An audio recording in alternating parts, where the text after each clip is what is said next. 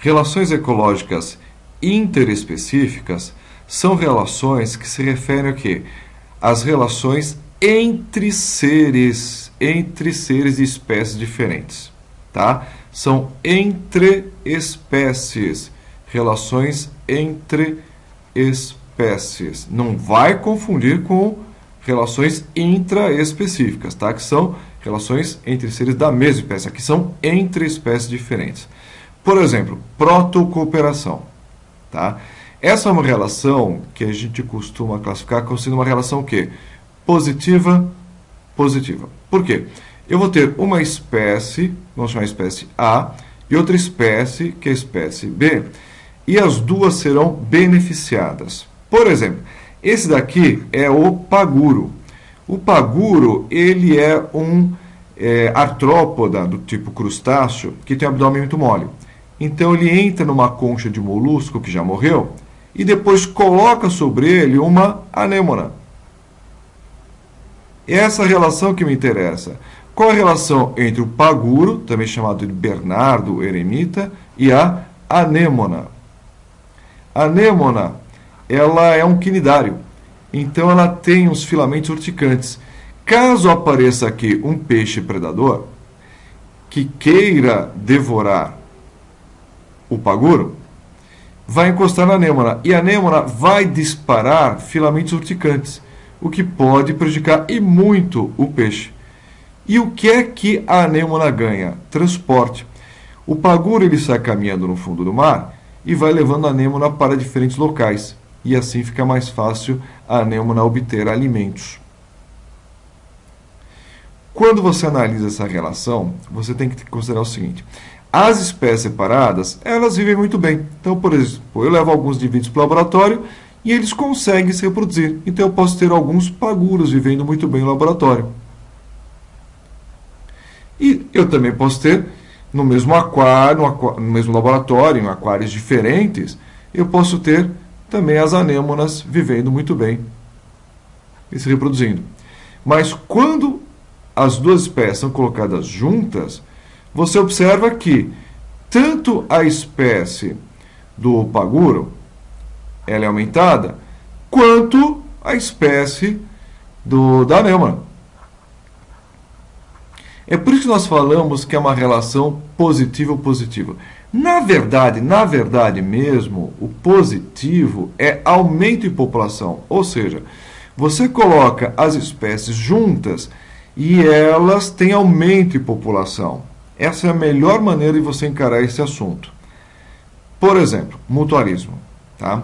Hoje em dia, nós também podemos classificar protocooperação como sendo mutualismo. Aí seria chamado de mutualismo sem dependência. Então depende de qual abordagem que o biólogo estiver fazendo. Tá? As duas maneiras são válidas. Na maneira clássica, no mutualismo, que também é uma relação positiva, haveria uma dependência entre as espécies. Então hoje nós podemos colocar o protocooperação dentro do mutualismo e chamar simplesmente de mutualismo sem dependência, e o mutualismo clássico como sendo uma relação com dependência entre as duas espécies. Então a espécie A dependeria da espécie B, e a espécie B dependeria da espécie A. Por exemplo, é o caso aqui de protozoários que vivem no intestino do cupim. Tá? Esses protozoários que vivem aqui dentro, eles produzem uma enzima chamada celulase. E a celulase, ela digere celulose. O cupim não tem essa enzima. E a ação da celulose vai ser muito benéfica no intestino. Por quê? Porque o animal vai ter glicose. Tendo glicose, ele vai ficar bem nutrido. Agora, o que o protozoário ganhou? Abrigo, alimento. Então, os dois são beneficiados. Mas, se o cupim perder o protozoário, o que vai acontecer? Ele não vai ter a produção de celulase para digerir a celulose. Então, o cupim morre de fome. Mas o protozoário também vai ser desfavorecido, que vai deixar de receber esse alimento. Então, há dependência entre as duas espécies. Aqui nós temos o quê? O líquen. O líquen ele tem uma composição física muito interessante. Ele é formado por fungos que vão formar como se fosse uma casa, tá? Em que o piso é de fungo, as paredes são de fungo, o teto também é formado por fungos. E quem mora nessa casa? As algas. Então, as algas, elas vão viver lá dentro do fungo fazendo o quê? Fotossíntese. Então, eu posso ter algas e também posso ter cianobactérias. Pode ser algas, pode ser cianobactérias e pode ser os dois. O que é que essas algas fazem? Fotossíntese. Portanto, fornecem o quê? Açúcar para os fungos. E os fungos todos são heterótrofos. Eles não têm como produzir matéria orgânica a partir de matéria inorgânica. Então, os fungos saíram o quê? Ganhando o quê? Alimento orgânico rico em energia. E as algas? Proteção. Por exemplo, contra a perda excessiva de água, contra a radiação ultravioleta.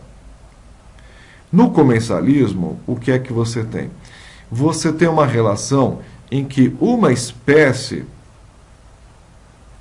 ela é indiferente a essa relação. Então, sua população nem aumenta nem diminui caso fique vivendo com outra espécie. Mas a outra espécie, ela vai ser favorecida e sua população vai aumentar. Então, para uma espécie, essa relação é neutra, vou representar com zero. E a outra espécie, ela tem benefício, sua população aumenta, vou representar como sendo o quê? Positivo. Então, é o caso, por exemplo, desse abutre aqui. O que o abutre está comendo? Está comendo a carne que sobrou da refeição de um leão. O leão foi lá, matou o animal e comeu o quanto quis. Aí chega o abutre e come os restos. O que o leão ganhou com isso? Nada. O que ele perdeu? Nada. Mas o que o abutre ganhou? Alimento. Outro caso muito interessante é o inquilinismo. Também no inquilinismo, uma espécie ela vai ser indiferente. É o caso da árvore aqui, que não vai ter benefício nenhum pelo fato de ter essa bromélia vivendo sobre ela. Mas a bromélia, ela é beneficiada. Por quê? Porque ela fica mais próxima do sol. Ela não fica lá embaixo na floresta. Não, ela está aqui em cima, recebendo o quê? A luz solar. Por que eu vou chamar de inquilino? Por quê? Porque o inquilino mora em algum lugar. Então, numa relação de inquilinismo, um ser vai viver apoiado em outro ser. Então, se eu deixar as duas espécies juntas, o que acontece? Aquela espécie de árvore, ela é o quê? Indiferente, ela não é nem beneficiada nem favorecida. Enquanto que a espécie de bromélia, ela é favorecida. Ela teve o quê? Aumento de número de indivíduos.